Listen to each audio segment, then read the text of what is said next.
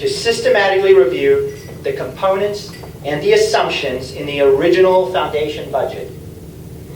To do this, I have filed, as Dave said, House Bill 153 in the state legislature. It is known as an act to fulfill the promise of education reform by ensuring adequate funding for all students.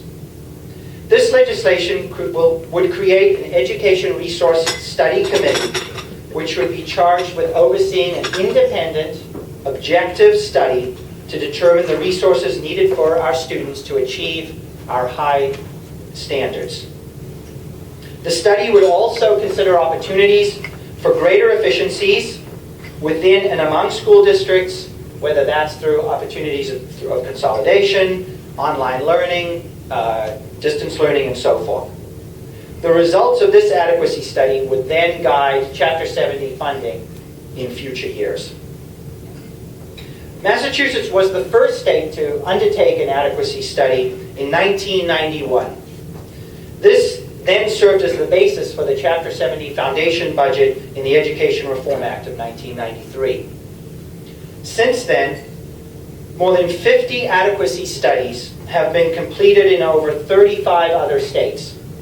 And the methodology for determining and costing out the necessary resources to provide a quality education has become much more sophisticated and accurate.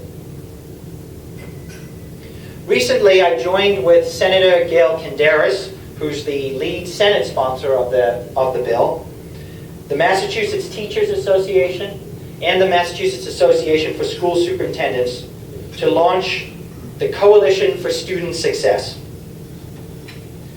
The purpose of this coalition is to push for passage of the bill. Other members of the coalition include Masbo, the AFT, the Mass PTA, the League of Women Voters, the Massachusetts chapter of Stand for Children, Citizens for Public Schools, and the Working Group for Educator Excellence.